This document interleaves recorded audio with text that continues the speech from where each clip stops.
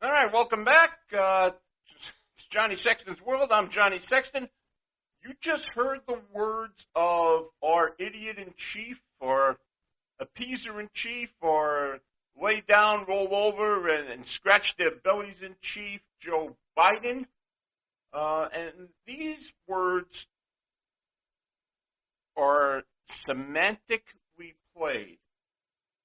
Let's say we're playing a word game. Here's the deal. We're going to get everyone out who wants to get out. You got that?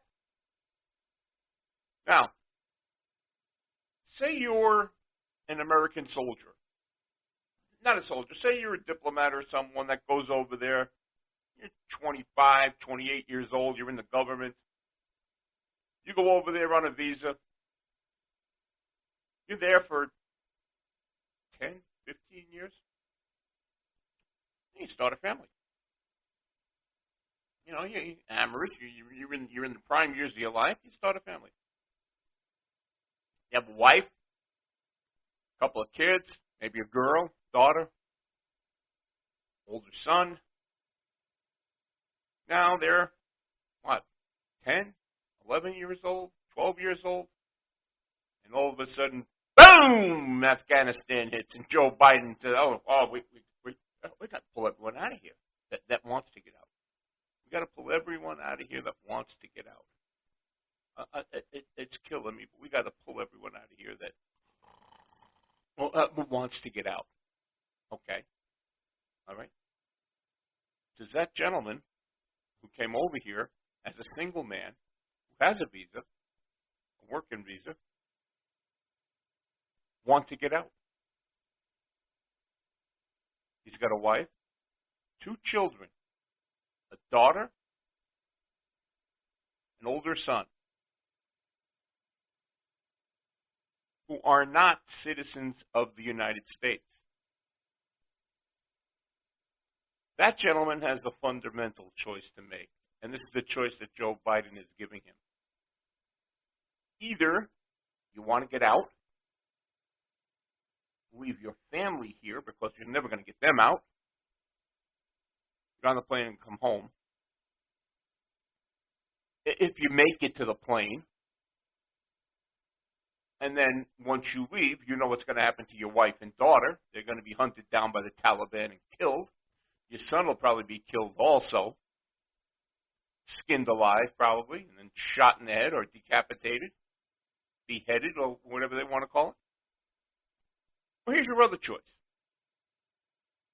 You can stay. You can all be killed, but you're staying with your family because you feel an honor to your family. Or you can leave, providing you make it to the airport. You might probably end up dead before you get there, and then your family's going to be killed anyway. That's your choice. So do you want to get out and come back to America? Do you want to abandon your wife and your 2 children in this time of crisis? Is that what you want to do? The answer to most men who man up is going to be, no, I don't want to come home. Oh, okay, then we're leaving you there. All right, have a good day. We can't get your family out. We're not even going to try. Fine. Have a good day. If you want, you can get to the airport and we'll take you home. And, whatever happens to them happens to them.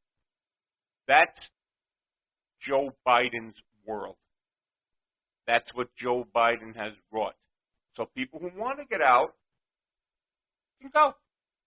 Oh, sure, you can go. Hey, you want to come? We'll take you. We'll take you. But you can't bring your family. You're not bringing your family with you. Because they're not citizens. Oh, you don't want to go? Okay, good. And stay behind. Okay, yeah, he's one of the ones that didn't want to go. He's one of the ones that didn't want to come out. And Jane Saki or whatever her name is, get up there and go, yeah, they didn't want to come. So we left them. Well, they got killed. Well, they didn't want to come home. He didn't want to come. That's what they're playing here, which is the word game. which is utterly ridiculous. Now, I was going into those presidents before, and I don't know if it's me or what other people see. I'm watching Leon Panetta. Now, he was Obama's Secretary of State or whatever the hell he was. And he said, this is exactly what he said. We're going to have to go back in with the military, probably when Al-Qaeda gets there. Does anyone who served under Obama know anything about what goes on overseas? We don't have any airport. We don't really have a lot of land. Where are we going to set up camp if we go over there? What are we going to do? If we send 3,000 people, 3,000 troops over there, 4,000, 5,000, whatever it is, where do we set up? These people make no sense at all. You know, and that's basically what this fly-by-the-seat-of-your-pants administration does. They don't make any sense. There is no place for us to go anymore. We ceded too much property to them. So I don't know what Leon Panetta is talking about. But, of course, on CNN, they're all shaking their heads. Yeah, Leon, you're right. You're right. You're 100% correct. That's what we're going to have to do. They have no idea what's going on. Someone is in charge. Someone. I don't know who it is.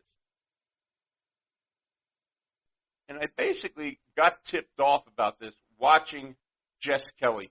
If you listen to my show and you listen to Jess Kelly's I'm Right, or you watch Jess Kelly's I'm Right on the first TV news station, you'll see a lot of similarities because a lot of my opinions and news I get from listening to Jess Kelly. And like I said, he's on the forefront, on the cusp of everything, and he's pretty much right on about everything. So my question once again is, who or whom is instructing Joe Biden to do what he does? Because he actually said this during his press conference.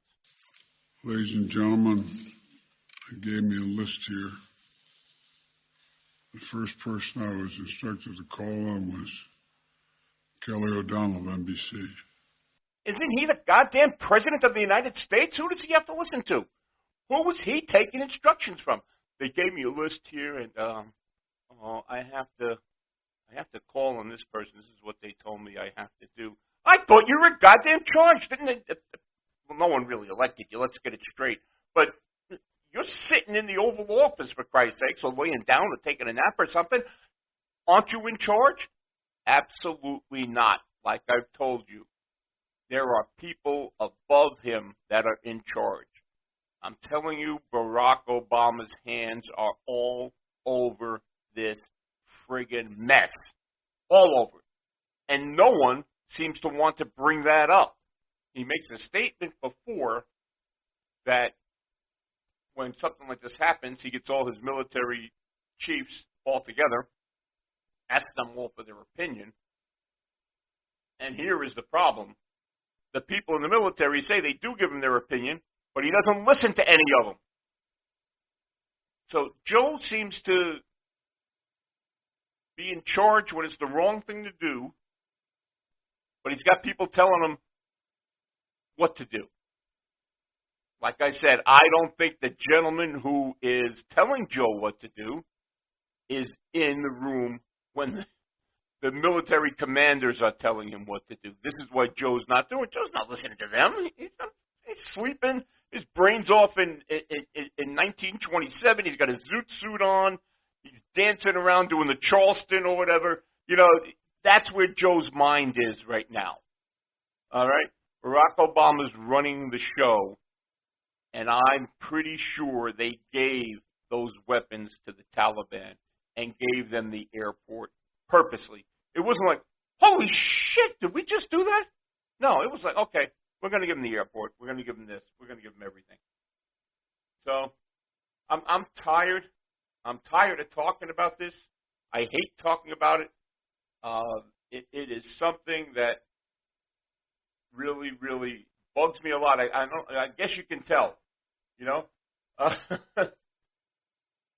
You know, it is just aggravating. Let's dip into COVID just a little bit. Saw something, the American Academy of Pediatrics. This is about kids wearing masks. This is out of the American Academy of Pediatrics, and I don't have all the numbers. But did you know that 27 states, 27, have not had one child under 18 hospitalized with COVID? 27 states. So that leaves what? 50 states, right? So that's 23 that have had children hospitalized, but out of 27 states have not had one child hospitalized. That's under 18. COVID cases in kids nationwide, 14% of the COVID cases are children. And then from 5 to 17 years old, most children with COVID recover in a week. They say it's just like the flu. No shit, really? What a surprise. Up to 12 years old, from 0 to 12, no COVID deaths.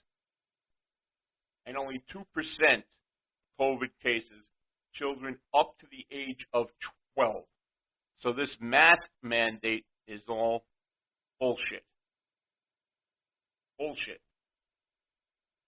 And then one of the doctors gets on, and I was listening to him, and he says, well, the reason why they're wearing they want them to wear the mask is because they're going to be in close quarters, close to each other. So then I listened to the state of Florida. Here's what the state of Florida says about, not the state, but the Board of Education says about Governor DeSantis' non-mask mandate. We said they shouldn't be wearing masks. They basically threw out his no mask mandate, and they said all children should wear masks because they want the parents to have the freedom that they deserve. You always got to put a mask on because we want parents to have the freedom that they deserve. To me, I'm looking and I'm saying, well, listen, if the governor says you don't have to wear a mask, you can wear a mask if you want. No one's going to stop you from wearing a mask. But they are going to stop you now if you don't wear a mask. So where's the freedom? What are we talking about? I'm just tired of the whole thing. Oh, man, we got another episode of Joe Biden's World coming up. Right now, this is a oldie. We're bringing one back from the 60s. Here's the Easy Beats. Friday on My Mind on Sexton's World. Everybody seems to nag me. Coming Tuesday, I feel better. Even my old man looks good. When they just don't